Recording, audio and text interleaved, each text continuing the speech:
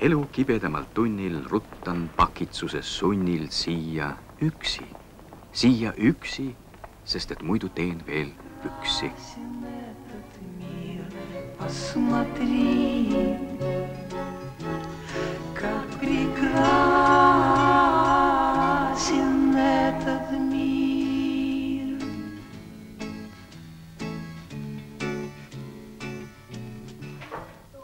Anni, sina anna mulle suhkrudoos, palun. Mul on suhkurt ka natuke vaja.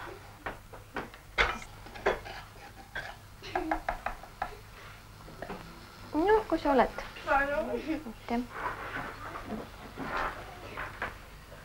Epp-Maria Kokamägi, kuidas võiks kööki ja WC-sid ühendada? Kas nad on ka meie elu visiitkaardid äkki? Jaa, igal juhul on. Ja päris tugevalt.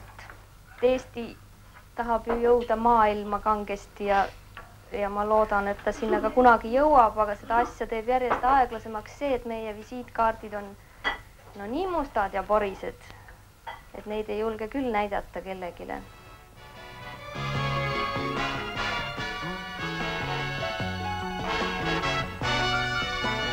No ei tea. Meie peldikud on kultuurmaailmale lausa eksootika. Muidugi nad on väikesed, saavad liiga ruttu täis. Ja kui juhtub, et kempsutagune ka juba täis on tehtud, siis tuleb paratamatult põõsasse punuda.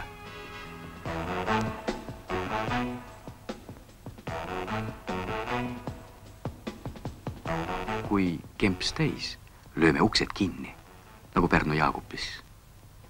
Elamuste otsijale avatud teist poolt, aga meenutab Marina Annus. Mul oli veel sõita 42 kilomeetrit, ma läksin sinna käimasse. Ja ma ei saanud mitte teist nägu ka teha, kui ma olin seal sees. Sest kõik see ümbrus ja kõik oli niivõrd libe.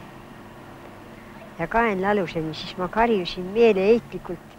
2 naist tulid sinna ja panid käed kokku. Ma ütlesin, mis te ohkate, et kutsuge mõned noormehed, siis kutsugi bussi pealt.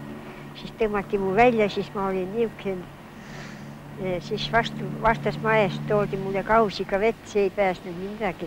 Ja bussijuht andis balooniga mulle vett, aga ma olin ikka niisugune, nagu ma olin, siis sõitsin 42 kilomeetrit. Seisin ukse juures püsti ja hoidsin sest raudtorust kinni. Minu jalg põhja ei ületanud, aga kui laps oleks kukkunud, siis oleks ju ära uppunud kild. No juhtus. Nüüd siia küll enam laps ei mahu.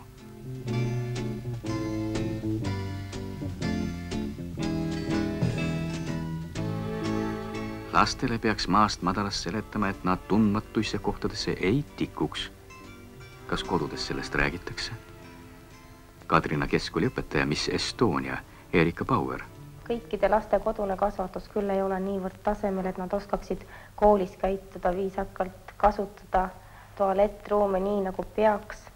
Ja ma olen aru saanud, et ega vist kõikides kodudes emad ja isad ja vanemad õed, vennad ei oska ka seda täpselt teha nii nagu peaks. Osa lapsi on sellised, kes ideaalselt täidavad korra nõudeid ja oskavad igal pool käituda ja olla ja nii ka tualettruumis. Ja teine pool selliseid lapsi, kes ei teagi üldse või ei oskagi ette kujutada, kuidas tegelikult peaks. Üht-teist siiski teavad. Näiteks seda, et kõige õigem on alati kempsu taha, mitte sisse minna. Sest mine tea, mis seal sees ootab. No näete, siin on siiski ruumi veel laialt. Kuid olgem muretud, küll seegi varsti täis saab. Ja siis pole muud kui uksed kinni.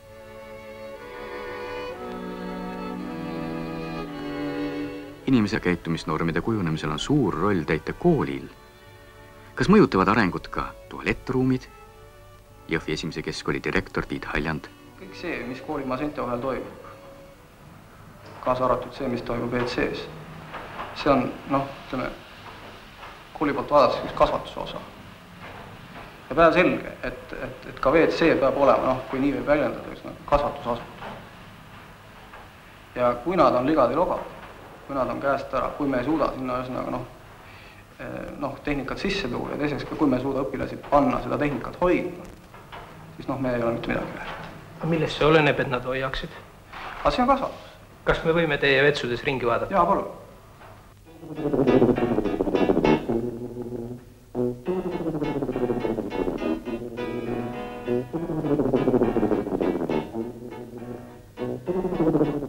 Kuidas teie koolis lood peldikutega on?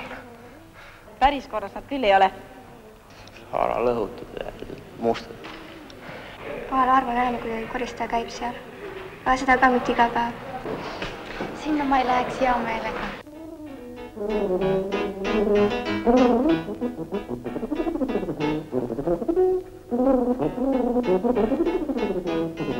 Kuidas te hindate oma kooli WC-de olukorda? Ma hindaksin ise keskmiseks.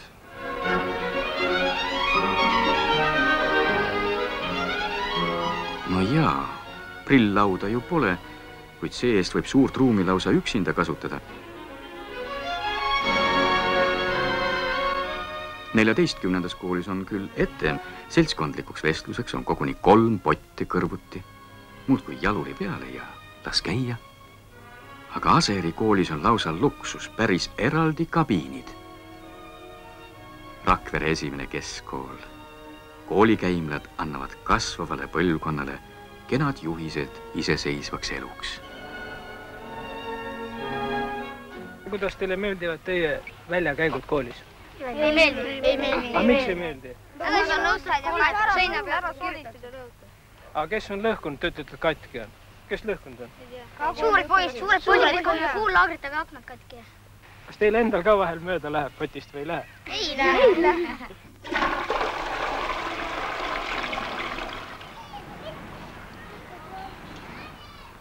Tallinna 7. keskkool on esinduskool. Seal on peldikudki tasemel. Nii, nüüd ma rohkem ei sekendasin. Epp-Maria Kokamägi. Asi paistab olevat päris hull, sellepärast et teie kui filmimehed tulete minu kui kunstniku juurde ja me räägime peldikutest. Me ei kasuta isegi sõna tualettruum või WC, mis kõlaks minu kõrvale paremini. Nii et järelikult ma pean unustama ära, et ma olen kunstnik ja et ma teen oma pilte, et mul on suurem mure, mis mind häirib, sest et ma ei ole üldse rahulik, kui ma saadan oma lapsed kooli. Ja nüüd veel ma pean muretsema sellepärast, et see peldik on nii jube, et ma ei taha ja ma ei lubagi oma last sinna. Ta võib sealt veel mõne haiguse ka saada. Tartu Ülikoolgi jätkab käimla kultuuri edendamist. Õppejõud Leo Kaagjärv. Paljud eestlased on õndsas teadmatuses sellest, et siinsed olmeruumid paljudes ühiskondlikes hoonetes lihtsalt ei kõlba välismaalastele näidata. See kuulub nagu mingisugusesse pimedasse eelaega minu meelest. Meie oma rahvas on sellega harjunud ja muidu ei saadagi aru enam, et midagi on korrast ära. Asi pole siiski lootusetu. Ülikooli füüsikahoones leiame peldiku, mida oma külalistele veel kaua näidata võime, kui neid külalisi vaid üle ukseläve siia sisse saab. Kui aga ülikoolis osatakse oma käimla niimoodi ära lagastada, kui oleme harjunud ja leppinud sellega, et raudteejaamade kõrval on ka koolide käimlad jubedad, siis on eestlastest kui kultuurrahvast naeruväärne rääkida.